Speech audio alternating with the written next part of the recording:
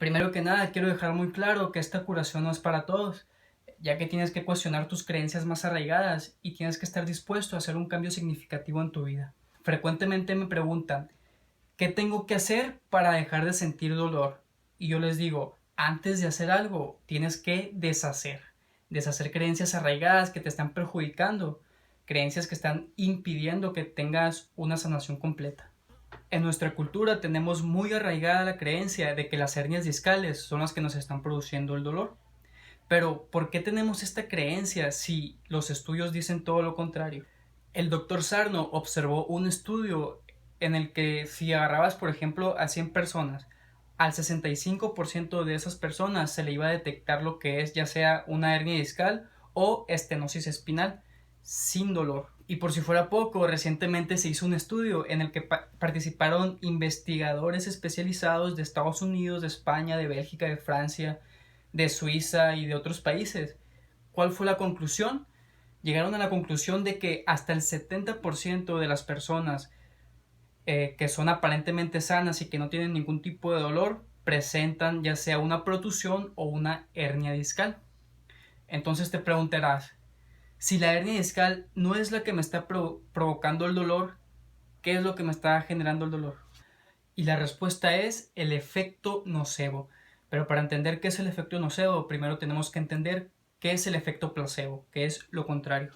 Vamos a hablar de psicología y dentro de la psicología, cómo tu mente afecta radicalmente a cómo está tu cuerpo. En otras palabras, cómo tus pensamientos pueden influir o decidir sobre tu salud física a nivel corporal. Si es la primera vez que has escuchado hablar de este término, te voy a describir que un placebo es o bien una sustancia o bien un procedimiento que, administrado haciéndole creer a quien lo recibe que va a tener un efecto beneficioso para la salud, esa persona que lo recibe experimenta realmente ese efecto beneficioso para la salud. ¿Vale? De una manera concreta, por ejemplo, si te duele muchísimo una muela y, por ejemplo, un médico te dice tómate esta pastilla que te va a ir muy bien para reducir el dolor de muelas, el efecto placebo implicaría que al tomarte esas pastillas el dolor de muelas disminuye. Pero claro, partiendo de que el médico sabe, y solo el médico sabe, que esas pastillas realmente o son glucosa o son vitamina C o son cualquier otra sustancia que realmente no tiene ningún tipo de efecto vinculado con la reducción del dolor. Sin embargo, el paciente que está tomándose esas pastillas dice, caramba, pues me ha venido súper bien y realmente experimenta una reducción del dolor. ¿Vale? El hecho de pensarlo consigue que ese efecto se produzca. El placebo puede ser, por lo tanto, una sustancia a nivel de fármaco, entre comillas, porque realmente no tiene ningún principio activo, o también puede ser un procedimiento, por ejemplo, quirúrgico. ¿Vale? Un efecto placebo podría suponer el meter a una persona en un quirófano para operarle un dolor en la rodilla y abrirle la rodilla, no hacer nada, simplemente volver a cerrar, volver a coser sin hacer ningún tipo de intervención, y el paciente, si piensa que eso va a tener algún tipo de efecto beneficioso, es decir, que esa intervención quirúrgica se le está haciendo para un beneficio para su salud, es muchísimo más probable que experimente una reducción del dolor, es decir, que experimente los efectos que se supone que podría tener una operación real. ¿Vale? Esto no es simplemente una hipótesis o una teoría, sino que hay decenas y decenas de estudios que demuestran a nivel científico que el placebo es un efecto real en las personas. De hecho, en Harvard tienen un centro específico al frente del cual está Irving Kirsch para estudiar específicamente los efectos del placebo en las personas. Y es fascinante. Si veis los estudios que está haciendo Irving Kirsch, la verdad es que es increíble. El doctor Roy Rives en 2007 documentó muy bien el caso de una persona que fue a su consulta porque se intentó suicidar. Se tomó 27 pastillas, pero se arrepintió y fue con el doctor. Bueno, el paciente se encontraba muy mal, su presión sanguínea estaba muy baja, estaba muriendo, le hicieron los estudios pertinentes y se llevaron una gran sorpresa. Las pastillas eran pastillas de azúcar, por lo que su cuerpo no tenía nada de droga. Cuando se le notificó al paciente que solo consumió pastillas de azúcar, automáticamente su cuerpo empezó a mejorar y en pocos minutos estaba completamente recuperado. la creencia de ese paciente de que lo que había consumido era una droga mortal, lo había llevado a estar muy cerca de la muerte. De hecho, hay quienes creen que esa persona hubiera muerto de no habérsele dicho que las pastillas no tenían nada. En mi caso personal, la primera vez que me dijeron que tenía ciática, yo no sabía qué era la ciática, yo me lo imaginaba como un nervio pequeño a la altura del glúteo. Pero ¿qué pasó? Me puse a leer en internet cuáles eran los síntomas y consecuencias y decía, la ciática es un nervio muy grande que va desde la espalda hasta la punta del pie y en casos severos el dolor es en toda la pierna. Pocos días después de haber leído eso mismo que leí se me hizo realidad. Ya me dolía toda la pierna, cuando antes de leerlo solamente me dolía abajo del glúteo y con muy poca intensidad.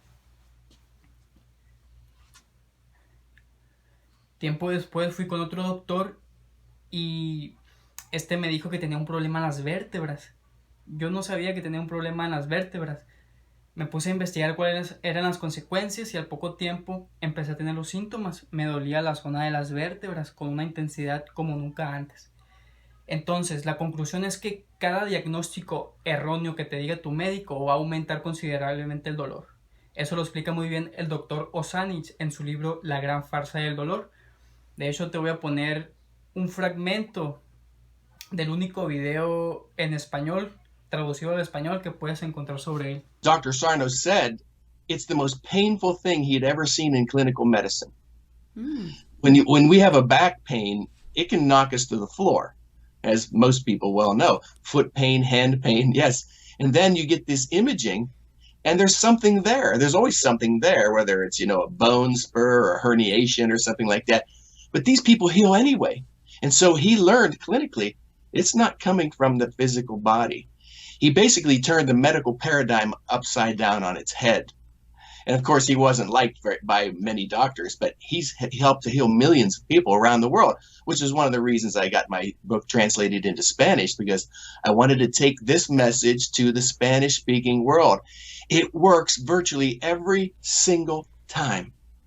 As long as you believe that, that herniated disc in your back is causing your pain, you cannot heal. Well, you cannot, and the arthritis or the other things on the imaging. Doctors come along and then they imprison you by saying, oh, you've got this, and you've got this. If you buy into that, you're crippled for life at that point. And if you want to heal, look into TMS. It is the answer. I am a witness. I'm a living proof, and you are as well. But I've also seen tens of thousands of people heal from my books alone. I know that anybody can heal if they want to. Yeah.